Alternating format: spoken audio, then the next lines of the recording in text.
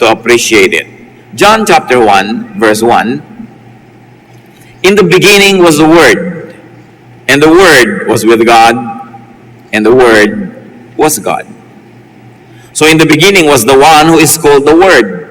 And we know that this refers to the Son of God, the Lord Jesus Christ. And that Word was truly God and was with God from the beginning. Yun pong word sa English na yan actually comes from the Greek word logos, meaning something that is said, including the thoughts behind what is said. It is something that is expressed. So in the beginning was the concept. Jesus is a man. Jesus is divine and God, and at the same time, Jesusness is a concept. It's an idea. Bakit nagkaroon ng Jesus? Bakit nagkaroon ng Jesucristo? Bakit nagkaroon ng anak ng Diyos na nagsakatawang tao? Bukod sa si Jesus ay isang tao at Diyos na sabay, yung buong ideya sa likod niya ay isang konsepto that only God could have conceived. This word would refer to Jesus Christ, and Jesus Christ is what is thought of and expressed by God Himself. Jesus Christ is a topic, an idea, a concept. Well, Christianity is a very beautiful and arresting story. Christianity is really an idea. It is a concept that comes from God Himself. Indeed, Jesus as Son of God, as incarnate, the Spirit that had become flesh, as Savior, is a person and at the same time an idea, and at the same time a rescue plan. Pag nakakita ka ng emergency exit, it's an idea of how you might get out of trouble. The name Jesus and the person of Jesus and the idea behind Jesus being born is also an emergency exit. It's a way out. It is a rescue plan. So the whole person and ministry of Jesus is an idea that was with God in the beginning. Pagka ating tinignan-tingnan yung mga kahulugan ng John 1:1 na yan. At kung tayo po'y lulundag para po makita natin yung sino nga ba talaga yung word na yan? Sabi sa John 1:14, "The Word became flesh and made His dwelling among us." So yung ideya, yung konsepto, naging literal, naging tangible, naging material reality. We have seen His glory. So nakita ang kanyang kaluwalhatian, isang pagpapatunay na naging totoong material, yung ideya na dapat sana hindi nakikita at naiisip lang. We have seen His glory, the glory of the one and only, who came from the Father, full of grace and truth. So the concept and the person that became the tangible concept, Jesus Christ, is called one and only. Walang kamuka, walang kaparis, hindi na mauulit pa. So the idea, the Word, became physical reality. At yun ang sinaselebrate ng Pasko. That the Word, the idea of God, became a human being and lived here with us. We saw His true glory, the glory of the one, the only Son of the Father. From Him all the kindness and all the truth of God have come down from us. So iniisip ng Diyos, naging realidad dito sa mundo, naging tao, si Jesus yun. An idea born of God. That's why pwede mo rin sabihin, Son of God. Galing sa Diyos. Sa Kanya nagmula. The expression, including the thought, the reasoning, the idea, became a person and lived with humanity. Hayaan yung paulit-ulitin ko kasi hindi naman talaga ganun kadali na namnamin at i-digest itong konsepto ng John 1:1. At sabi sa John 1:2, He was with God in the beginning. Therefore, the Word, referring to the person that became the Word, which is Jesus, the expression and thought that is Jesus, the idea of Jesusness, was with God in the beginning. No? Nandyan yan sa simula pa lang ng buhay ng tao. John 1:3-5, through Him, meaning the Word, or later on we will find out the Word had become Jesus, through Him all things were made. Without Him, nothing was made that has been made. In Him was life, and that life was the light of men. The light shines in the darkness, but the darkness has not understood it. Mga description tungkol kay Jesus yan. Light of the world. Life. the water of life or the living water. No? Light that shines in the darkness. Sabi, ang liwanag na ito ay tinapon ng Diyos sa kadiliman, subalit hindi naunawaan ng dilim ang liwanag na ito. Jesusness was the life and the light of men. And it's even very, very scientific that life began from light. Na dahil sa liwanag, nagkaroon ng mga halaman, nagkaroon ng photosynthesis at nagkaroon ng mga kakainin, yung mga naging mga hayop at maging tao, na yun ang pinagmumulan ng lahat-lahat. And very interestingly, that life and that light shines. John 1:10-11. He was in the world, and though the world was made through him, the world did not recognize him. He came to that which was his own, but his own did not receive him. So kahit daw ang Panginoong Diyos, ang Panginoong Jesus, ang ideya ng Diyos Ama, nandun na sa simula pa lang, nakasulat na sa kalikasan ng kabaitan ng Diyos, ang mga batas ng Diyos ay nandyan sa kalikasan, nung yung ideya ng Diyos ay naging tao, hindi naman naintindihan ng mga tao. Bumaba na nga mula sa langit patungo sa lupa para lalong mahipo, makita, madinig, maunawa, maraming hindi nakaunawa. Pumunta daw ang Panginoong Diyos doon sa kanyang sariling bayan, sa kanyang sariling lipi, mga tao, dahil nagsakatawang tao ang Diyos, pero hindi naman siya tinanggap. So Jesus was in the world was made through Jesus and Jesusness, or the very concept behind the person of Jesus, but the world did not recognize Jesus. The world chose darkness instead of light. The Word came to the world, which He owned, but the world did not receive the Word.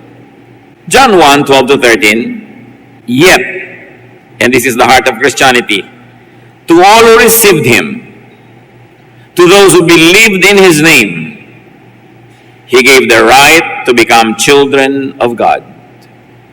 Children born not of natural descent, nor of human decision or a husband's will, but born of God. Pero daw sa lahat ng tumanggap doon sa salita, sa ideya, sa konsepto, meaning kay Jesus, sa lahat ng naniwala sa kanyang pangalan, at ang kahulugan ng pangalan na yun, na siya'y tao, siya'y Diyos, siya'y magliligtas, binigyan niya ng karapatang maging mga anak ng Diyos. Anong ibig sabihin? Na bago mo tanggapin si Jesus at bago mo paniwalaan, hindi ka anak ng Diyos. Kasi pag lang nadinig mo na, pinaniwalaan mo, tinanggap na, doon ka palang binibigyan ng karapatan na maging anak ng Diyos. Ang totoo, dati kang anak ng Diyos, dati akong anak ng Diyos, pero may nangyari na hindi na tayo naging anak. Kasalanan yon. Kaya ipinadala si Jesus para maging anak tayo uli. Bumalik tayo dun sa nawalang pribilehiyo at status, which is that of being a child of God. Yet some people accepted Him and put their faith in Him. So He gave them the right to become the children of God. They were not God's children by nature or because of any human desire. God Himself was the one who made them His children. Sabi, hindi inisip ng tao yung salvation. Hindi inisip ng tao yung konsepto ni Jesus na ang anak ng Diyos ay maging tao at the same time Diyos. Hindi. Diyos ang nag-isip niyan. At ang natira na lang para sa tao, yun ay tanggapin, paniwalaan. At sabi, to all who receive Jesus, to all who believe in His essence and His mission, meaning His name, He gives the right to become children of God again. Nagiging anak ka ng Diyos muli, matapos mong paniwalaan at tanggapin si Jesus. So belief in and acceptance of Jesus turns a person into a child of God. Pag naniwala ka kay Jesus at tinanggap mo siya sa iyong puso, biglang may nangyayaring pinakamalaking himala sa buong creation, nagiging anak ka ng Diyos. Sabi, hindi ikaw ang may kakagawa nun, Diyos. And you are born not from the flesh, not of man, but of God. Ibig sabihin, hindi yan natural process. It is a supernatural process. Himala para mangyari yon. Ano po ang premise? Anong pinagmumula ng mga ideya na ito? Bakit kailangan mangyari that the Son of God would become Jesus, the man, and God at the same time? May pinagmumulan niya na background because man was born of God. At sinabi niyan sa chapter 1, nagmula ang lahat sa Diyos, lalo na ang tao. So God made man. That's premise 1. The idea and the expression of the thought of having human beings came from God. Genesis 1, 26 to 27. Then God said, let us make man in our image, in our likeness. So God created man in His own image. In the image of God, He created him. Male and female, He created them. So ang babae at lalaki, parehong ginawa sa wangis ng Diyos. At Diyos ang lumikha. Yun ang unang premise. Diyos lumikha ng tao na kamukha niya. Kawangis niya, dahil ang espiritu ng tao na yon, espiritu niya, wala nang iba. Man is the Spirit of God, made to dwell in the flesh. Made to dwell in dust, in the body that we have. Yun lang ang pinagkaiba ng tao sa Diyos. Yung espiritu ng Diyos at espiritu ng tao, pareho. Pero ang espiritu ng tao, pinatira ng Diyos sa katawan, sa lupa. Samantalang yung Diyos na natiling walang ganong katawan, espiritu lang siya. So actually, the first incarnation, God's Spirit manifesting in the flesh, is man. Si Jesus ang pangalawang incarnation ng Diyos. Pero yung Diyos, ginawang tao, tumira sa katawan, yun ang unang incarnation. Yun ang unang creation. That was God's Spirit housed in flesh. Genesis 2:7, the Lord God formed the man from the dust of the ground and breathed into his nostrils the breath of life, and the man became a living being. So ang espiritu ng Diyos, naglagay siya, isinama niya sa lupa, naging tao, pero espiritu rin niya yon, kaya image niya. But the Spirit of God was made one with dust, with flesh, to live a spiritual and an earthly life. So dalawa ang buhay ng tao. Spiritual dahil may espiritu siya, earthly at material dahil may katawan siya. Men are those who live in houses of clay, whose foundations are in the dust. Yan ang pinagkaiba ng tao sa Diyos. Nakatira siya sa tahanang alabok. Palayok lang ang tinitirhan niya. The spirit is eternal, but the body is not. 1 Corinthians 6:19, do you not know that your body is a temple of the Holy Spirit? Kaya kung kailan, paano mayroong bulwagan ng Panginoon, templo ng Diyos, material, bato, bakal, pero tinitirhan ng Espiritu ng Diyos dahil templo niya. Ganon din yung katawan ng tao, lupa, material, pero nakatira yung Espiritu ng Diyos doon, kaya nagiging banal ang katawan ng tao. Premise 3, God's Spirit in man, meaning man himself, should return to God after this earthly life. So ang Espiritu ng Diyos, inilagay niya kasama ng lupa, naging tao, pero dapat yung Espiritu na yon babalik din sa Diyos. Dapat ganun. Sabi yan sa Ecclesiastes 12:7, and the dust returns to the ground it came from, and the Spirit returns to God who gave it. So ito ang magandang nangyayari sa kamatayan dapat. Yung katawan babalik sa lupa, at yung espiritu babalik sa Diyos. Sandali lang silang magkasama. Therefore, that would complete the cycle and the circle of life. The Spirit of God, inilagay sa lupa, nabuhay ng kung gaano mang kahabang panahon, pero yung lupa, mamamatay din, yung espiritu babalik sa Diyos. Hindi naman ipinaliwanag ng Diyos kung bakit may ganung excursion, yung espiritu niya, na naging tayo, pero tayo, hindi siyang siya dahil meron tayong katawan. From God to earth, with dust, in the flesh, and then after a while, back to God. Yun ang kahulugan ng buhay. Kaya ang tawag sa atin, we are pilgrims. Tayo'y nakikiraan lang sa lupang ito. Hindi talaga tayo taga rito dahil tayo'y taga langit. Kasama tayo ng Diyos, inilagay dito sa mga dahilang hindi niya ipinaliwanag, pero ang dapat purpose ng life, pagkatapos na yung lupang katawan, ay mamatay na, bumalik sa Diyos ang Espiritu. Dapat bumabalik. Kaya nung si Stephen, nung binabato, ang sabi niya sa Acts 7:59, Lord Jesus, receive my spirit. Binabato nila ang katawan ko, mamamatay ang katawan ko, dudugo, uubos ang dugo ko, madudurog ang aking buto, babalik ako sa lupa, pero yung espiritu ko, tanggapin mo, Panginoon, babalik ito sa iyo. Kaya ang kamatayan, ang number 1 na nagpapalaya sa tao para makabalik sa Diyos. Hindi yan kinatatakutan ng mga mananampalataya. Bagamat dahil tayo ay nakatira sa katawan na ito, natural, wired tayo to protect the body, wired tayo, nakaprogram tayo to love life in this world because we are of the world din, dahil may lupa tayong katawan. Pero yun habang nakakatira pa lang dyan. Pero oras na oras na namatay yung katawan at nakalaya yung espiritu, ang pagpapasalamat mo na lang na nakalaya ka na dyan. Kasi maiiba ang yung buong pananaw pag binitawan mo na yung katawan na yan. Pero may nangyari, mga kapatid. Ang espiritu ng Diyos, inilagay niya sa alabok, nagkaroon ng tao, mamamatay yung alabok, babalik yung tao sa kanya. Pero may nangyari during the excursion. But sin contaminates the spirit and it dies. Yun ang pumasok. Yung dapat sana, yung espiritu mo makakawala sa katawan, babalik ka sa Diyos, pero yung espiritu ay nadumihan ng kasalanan. And because of that, sin traps man away from God and prevents man from returning to God.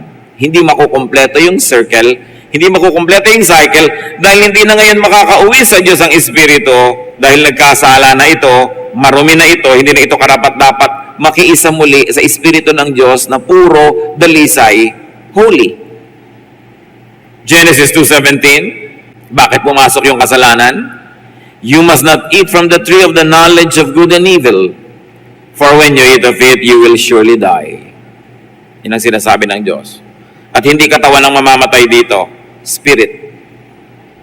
Kasi nung si Adan at si Eva kumain ng forbidden fruit, hindi naman namatay yung katawan nila eh. Therefore, yung mamamatay, pag kinain nila yon, hindi yung katawan. May namatay, yung spirit. At lahat ng tao nagkakasala, namamatay yung spirit. So niya, huwag niyong gagawin ito. Don't cross the line. May isang bawal. Don't aspire to be like God while you are in this body. Kaya ang sabi ng serpent kay Eva, when you eat it, you will be like God. So, when Eve saw that it was to be desired to make one wise like God, knowing knowledge between good and evil, she ate. What does it mean to know knowledge between good and evil? It is for you to decide what is good for you and what is bad for you. Yun ang rebellion. Kaya pag sinabi ng magulang sa anak, anak, papasok ka sa school, huwag kang a-absent para lang maglakwatsa. What is rebellion? When the child goes against the will of the parent and says, well, it is good for me na magmolling ngayon, a-absent ako. Yun yung rebellion. Ikaw ang nagde-decide para sa iyo what is good or what is evil for you. At yun ang ibinigay ng Panginoon na kondisyon sa mga tao. Hindi kayo magpapasya niyan, ako. Akong magsasabi ko anong tama at mali, ang gagawin niyo lang, susundin niyo kung ano yung tama. Pero sabi nung ahas, pag kumain kayo niyan, makakapagpasya kayo kung anong tama at mali. In fact, the very act of eating it, you already made a decision what is good for you. And what is good for you, what God said was bad for you. Kaya rebellion yun. At sabi ng Lord, when you eat of it, you will die. Pag in-apply natin sa buhay, when you decide what is good and bad for you, against what God says is good or bad for you, you are rebelling and your spirit dies.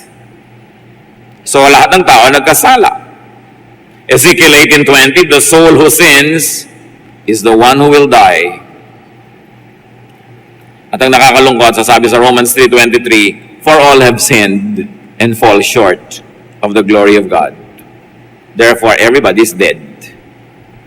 Lahat ng tao nagkakasala, nagde-decide sila what is good for them and what's bad for them against what God says is good or bad. And that kills the spirit. At oras na nangyari yon, na nagpasya ka na kung anong mabuti sa'yo, laban sa sinasabi ng Diyos kung anong mabuti sa'yo, you are subjected to polarity, to dualness, to tension. Kasi minamabuti mo na yung minamasama ng Diyos. Yung Diyos ang nakatira sa'yo. Yung Diyos ang spirito. Yung katawan mo ang nasusunod. Yung kasalanan at layo niya ang nasusunod. Naglalaban. Nagiging dalawa ka, hindi isa. And you know the importance that God attaches to oneness, that you must be one. Buo, isa ang loob, hindi hati.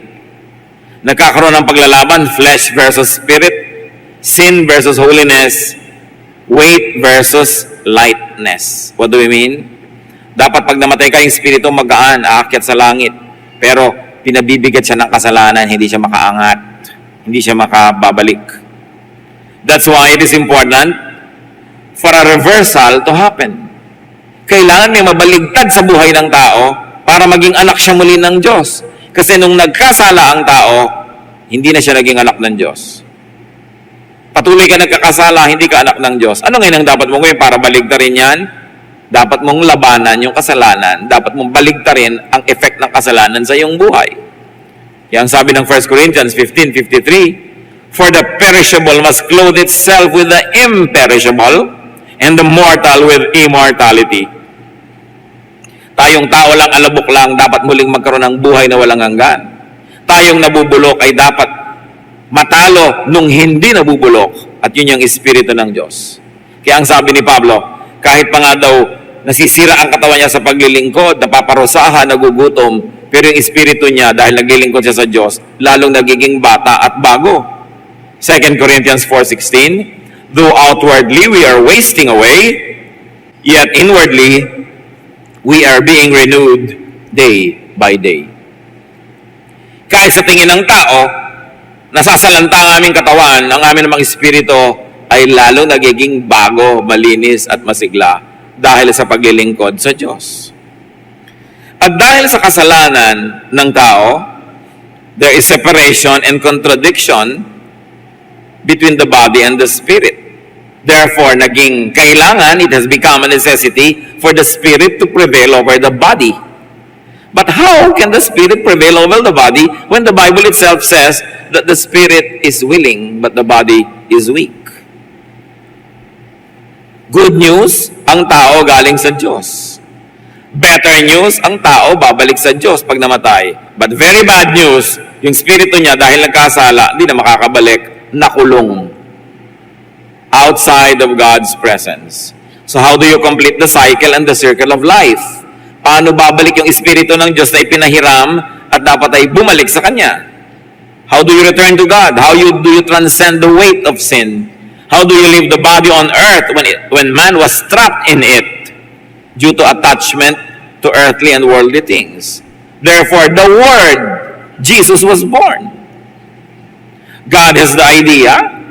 God devises a way and designs a plan to rescue and to save man from death, from condemnation, from the trap of the flesh, which we call salvation. Which is why there is Jesus, and which is why there is the church.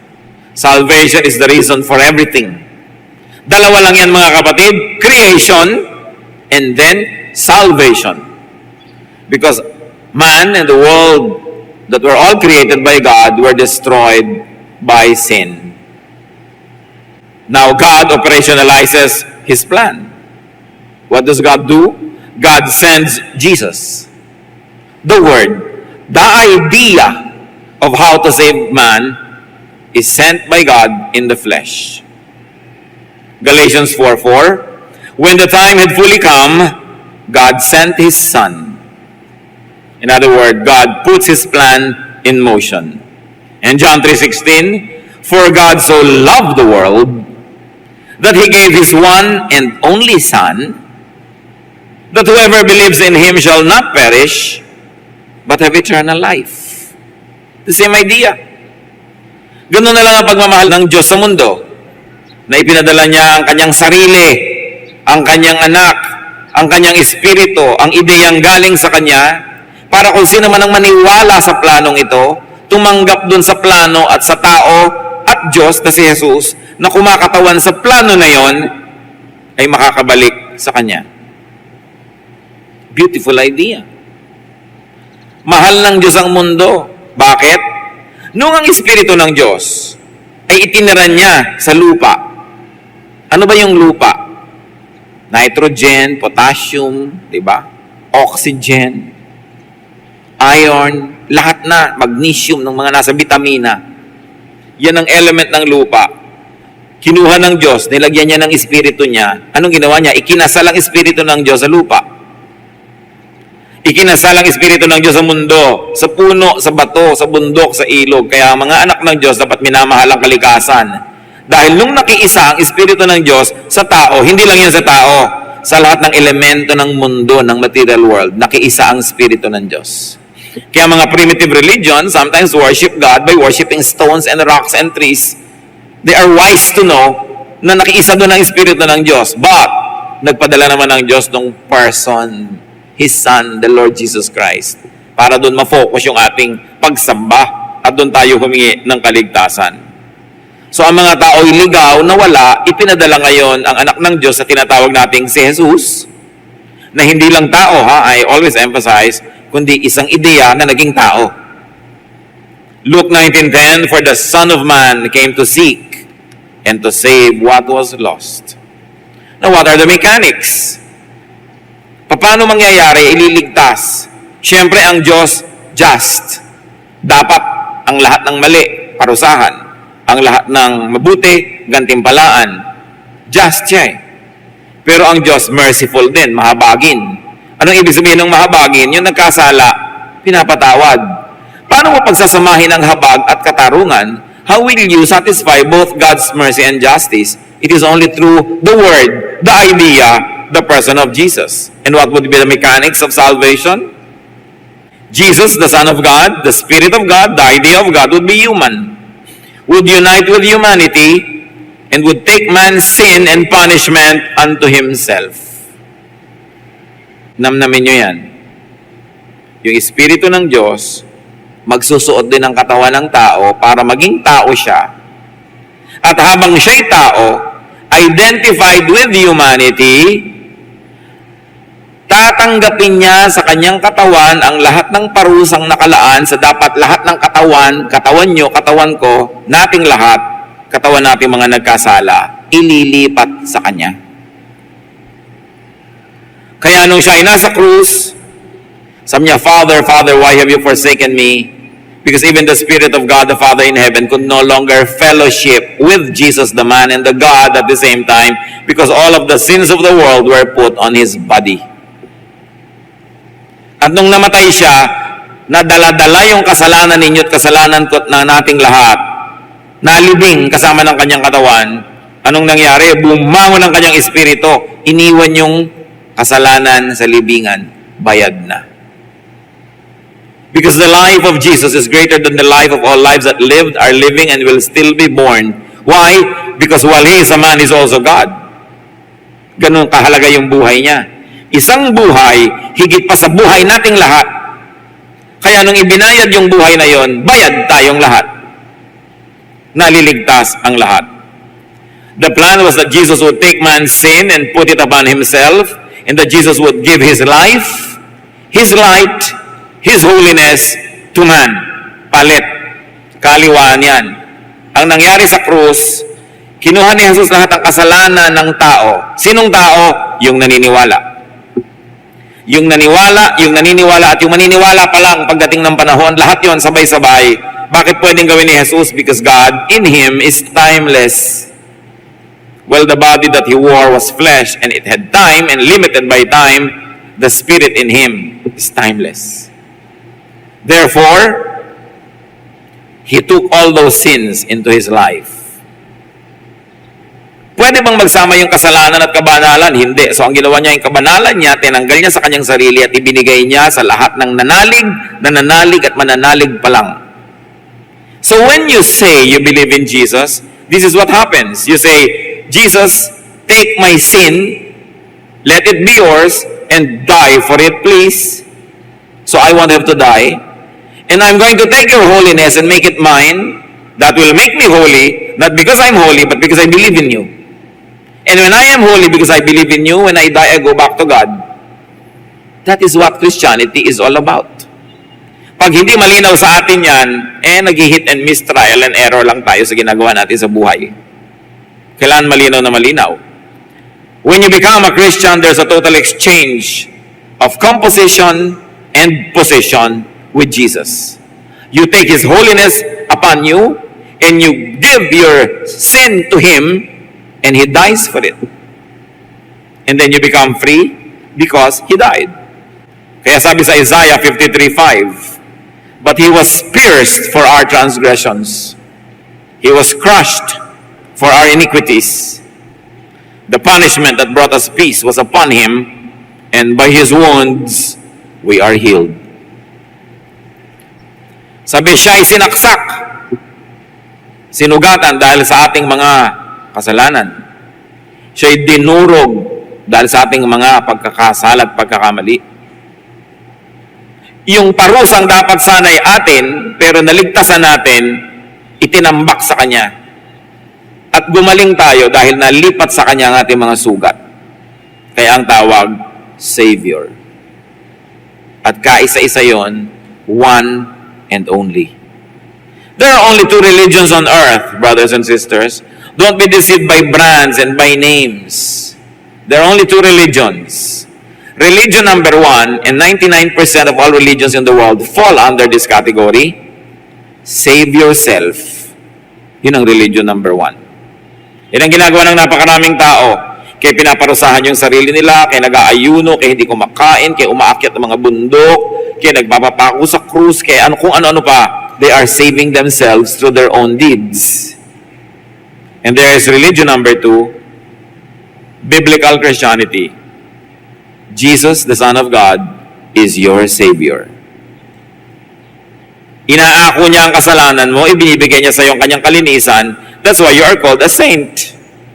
You are called holy. You are called child of God, not because of your deeds, but by the deeds of Jesus. 1 Peter 2:24. He Himself bore our sins in His body on the tree, meaning the cross, so that we might die to sins and live for righteousness. Kaya ang Kristiyano, binabaptize, ibig sabihin nun, tinanggap niya si Jesus, inilubog siya sa tubig, inilibing na yung dating siya. At pag-ahon niya sa tubig, ano yung sinisimbolize? Bago nang siya. Born again, a new person, a new creation. That's why you begin to have a new life. Kaya pag yung Kristiyano, tumanggap na sa Panginoon, tapos nagpabaptize at lahat-lahat, tapos bumabalik sa kasalanan, sabi sa Bible, the dog returns to its own vomit.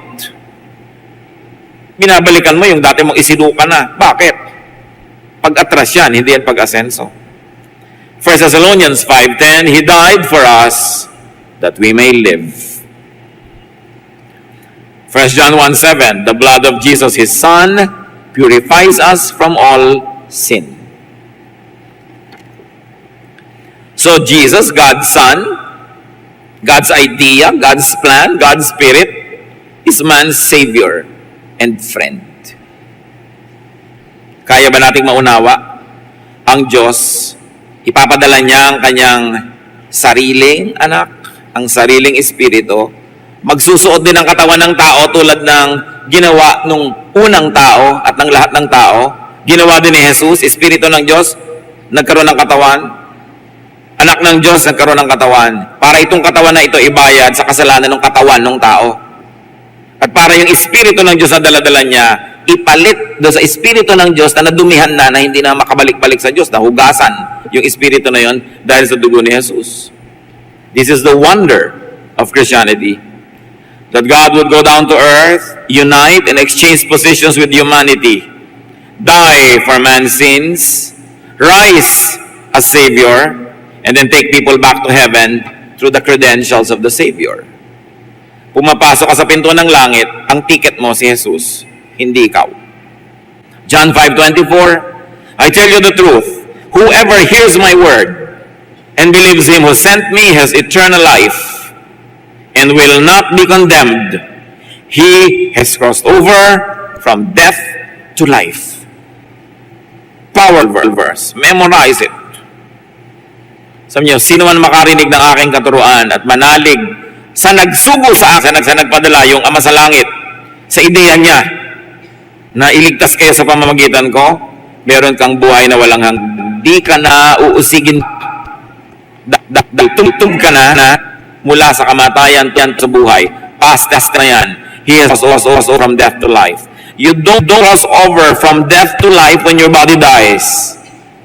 You cross over from death to life when you accept Jesus as Savior and Lord. Here, now, or wait happened. Tapos na. Thus we are free. Hindi tayo nagyayabang pag sinasabi ng ako sure na sa salvation. Sasabihin mo, magyabang naman ito, buhay pa magkakasala pa, tas na. Kasi tinapos na. You have crossed over from death to life. Tapos na. Hinihintay na lang natin yung katawan natin bumigay para pawalan yung espiritu nating nakakulong dun. Kaya nawawala ang takot sa kamatayan. Sabi, where, O death, is your sting? Where is your victory? Alam nyo, nakakatakot yung kamatayan kung oras na namatay yung katawan mo, binigay yung espiritu mo, pumunta sa impyerno. Hinila pa baba. Pero kung nakawala yung espiritu mo at umakyat sa langit, anong nakakatakot doon? Pero siyempre, dahil nga tayo'y tao at may katawan tayo, takot pa rin tayong mamatay kahit tayo espiritual. Likas yun dahil para i-protect natin yung life natin. Inilagay din ng Diyos yun, yung pagmamahal sa buhay na ito. Para i-protect mo yung life na binigay niya. Pero kung talagang hindi na maiiwasan, ayun na yung kamatayan mo o kamatayan ng mahal sa buhay, luwagan ng dibdib, ibigay ang espiritu. Sabi ni Stephen, Jesus, receive my spirit. At kung sakasakaling magkakaroon kayo ng pribilehiyong maghingalo at magdrama bago mamatay, sabihin nyo rin, Jesus, receive my spirit. Kesa kung ano-anong mga kinakatakutan mo, ayan na sila, dumadating na sila. Di ba? Ayan, dumidilim na napakasarap sabihin, Lord, receive my spirit. That's why Jesus, or the idea of Jesusness, is the only way. John 14:6. Jesus answered, I am the way, and the truth, and the life. No one comes to the Father except through me. Walang makararating sa Ama na hindi dadaan kay Jesus. Bakit? Siya lang yung nakipag-exchange sa iyo Siya lang yung galing sa Ama na ipinadala, kamukha ng ipinadala yung Espiritu sa tao. Ipinadala ito para maging tao, para makipagpalit sa iyo habang siya'y tao. Walang iba. There is no name given under heaven by which men are to be saved, except the name of Jesus Christ. That's why it is important for us to share this truth with our loved ones, even with strangers who don't know this. Baka ang mga mahal nyo sa buhay, nandun sa 99% ng religions, they are saving themselves. Parang sabi sa Bible, ang ginagawa ng tao kahit yung pinakadakila para lang maruming basahan yan sa harap ng Diyos. It is never enough. Kasi kung enough, ba't pa magpapakahirap si Jesus na mamatay sa krus? Pwede naman pala natin iligtas ang sarili natin.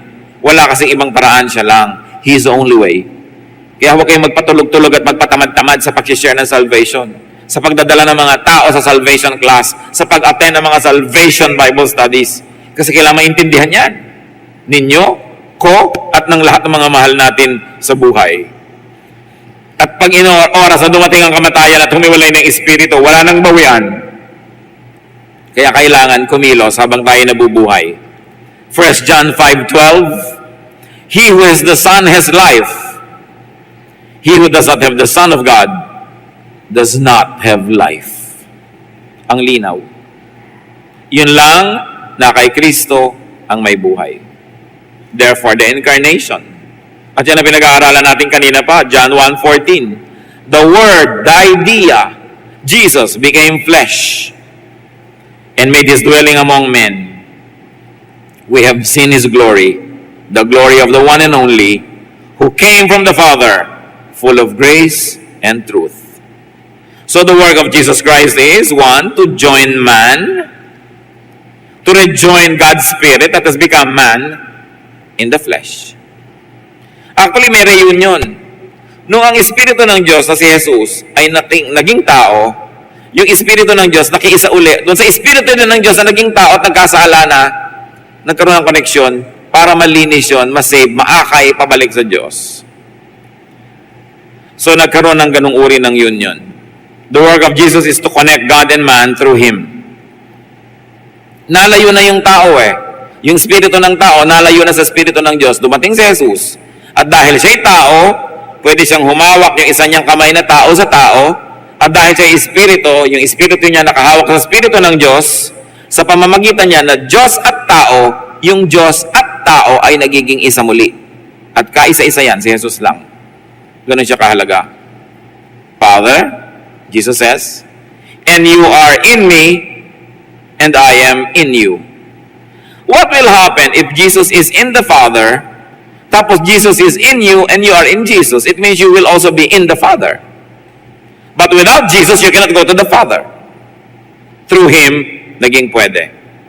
So the work of Jesus is to save man, as we have already explained. And then when that man dies, to lead and bring that man back to God in spirit form. Psalm 68:18, when you, the Savior, ascended on high, you led captives in your train. Ikaw na tagapagligtas nung umakyat ka sa langit, ang dami mong kinaladkad, dinala ng mga tao paakyat. Now, what are the hindrances to salvation? What are the hindrances to freedom from sin, freedom from the flesh, freedom from the world? What are the hindrances to weightlessness para ka lumutang at pumunta sa taas? John 1:10-11.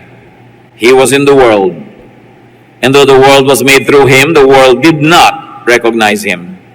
He came to that which was His own, but His own did not receive Him. So did not recognize and did not receive. What are the hindrances of salvation? 1, ignorance. Lack of recognition of Jesus Christ as the Word of God, as the Savior, as God's way of saving His people. Usually, this also involves lack of recognition of one's true condition and destiny. Yung hindi natin lubos na nakikilala si Jesus at hindi rin natin lubos na nakikilala ang ating sarili. Kasi pag lubos natin kinikilala ang ating sarili, malalaman natin tayo marumi, makasalanan, therefore we need a Savior. Ignorance is an enemy. That's why you need Bible study. You need intellectual understanding. You need knowledge. Kaya dapat ang tao aral ng aral. Another hindrance of salvation, rejection of Christ. 1 is rejection because of ignorance, and 2 is rejection because of false intellect and false wisdom. Yung iba sobrang rumurunong, ayaw na rin maniwala. Yung iba naman sobrang kulang ang karunungan, kaya hindi makapaniwala. Parehong kalaban ng kaligtasan ng Espiritu. Meanwhile, what are the fruits of recognition and acceptance of Christ? The spirit of man becomes a child of God again. Dapat yan ang ambisyon ng bawat tao, maging anak muli ng Diyos matapos magkasala. Man's spirit returns to its pre-sin state when you accept Jesus. John 1:12-13, pabalik-balik tayo para malinaw. Yet to all who received Him, to those who believed in His name, He gave the right to become children of God. Nagiging anak ka uli ng Diyos. Fruit of recognizing Jesus, the spirit of man is able to return to God. And the spirit of man becomes God-like again. Mahalaga yon, maging kawangis ka uli ng Diyos. 2 Corinthians 3:18, and we are being transformed into His likeness with ever-increasing glory. Ang unang goal mo, masave ka, ipanganak ka muli. Pagkatapos nun, bumalik ka dun sa nawalang image ng Diyos. Therefore, you must grow spiritually. Day by day, you should grow. And every day, must become more and more like God. Sayang ang bawat isang araw, isang linggo, isang buwan, isang taon, nakilala mo na si Kristo, tapos hindi umaasenso ang Espiritu mo at hindi ka lalong nagiging kamukha niya. Yung iba pa nga, habang tumatagal, bumabalik, nagiging kamukha uli ni Taning. Umaatras. Sabi, we must grow and be transformed into the likeness of Jesus with ever-increasing glory. This is a process that begins at hearing, believing, and accepting Christ. The way to be saved by Christ, siguro naman napakalinaw na niyan, receive Him. Revelation 3:20, here I am. I stand at the door and knock. If anyone hears my voice and opens the door, I will come in and eat with him and he with me. Sabi ng Panginoon, kumakatok ako sa pintuan ng iyong puso. Sino man ang makarinig o makinig sa aking tinig at magbukas at ako'y papasukin, papasok ako, uupo sa mesa at kakain kasabay niya. And you know what it means in the desert, people, when you eat with someone, you give your life to him. Sabi niya, makikidulog ako sa hapagkainan, ibibigay ko sa iyo ang aking buhay. Have you received Jesus with this clear understanding of what it means to receive Jesus? What else is the way to be saved by Christ? Believe in Him, in His name, in His personality, in His mission, in the concept and the idea of salvation. Acts 16:31, believe in the Lord Jesus and you will be saved. You and your household. In other words, you want to be saved, be born again. Allergic yung iba sa mga religious words na ganito, but you cannot escape it. John 3:3, in reply, Jesus declared, I tell you the truth, no one can see the kingdom of God unless he is born again. Kung di ka ipinapanganak na muli, hindi mo makikita ang kaharian ng Diyos. Pero kahit naman simba ka ng simba, sa ulo mo lahat yung buong Biblia, hindi mo pa pala ito ginagawa, hindi ka pa born again, attende ka lang, hindi ka anak ng Diyos. Kaya mahalagang linawin ang ganitong mga bagay. Because the old self will not do. It will not be good enough. You need a new spirit, a new heart, a new way of life. 2 Corinthians 5:17, therefore, if anyone is in Christ, he is a new creation. The old has gone, the new has come. And this is what we often forget. That if you are in Christ, you are a new creation. Hindi ka na nahuhulog sa mga dati mong kinahuhulugan. Hindi mo na dapat pinaggagawa yung mga kasalanang dati mong pinaggagawa. Kasi bago ka na eh. Every day, you renew your commitment to the Lord. Kasi every day, may darating uling tukso at marami sa atin, bumibigay uli, nagkakasala. Salamat na lang, 1 John 1:9. God is faithful and just and will forgive us if we confess our sins. Renew yung relasyon natin pagka ating inihihingi ng tawad. So what is the challenge of this very basic message? We've got to be born again. We've got to be God-like in spirit. Ang kailangan sa buhay, una ma-born again ka. Pagkatapos, kailangan mag-grow ka ng tuloy. To grow spiritually unto godlikeness. Be godlike in practical terms. When you become already godlike in spiritual way, in a very spiritual way when you have become born again. And this is the only work of the church. Dalawa lang ang work ng church, mga kapatid. Salvation, to win the lost, and then growth to edify those who have been found. Tinuturuan ka at naglilingkod tayo kasi yun ang gawain ni Kristo, naglilingkod din.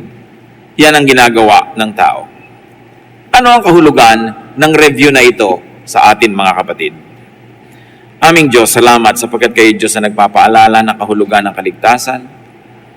Nais namin ngayong Panginoon, reviewin na aming mga sarili.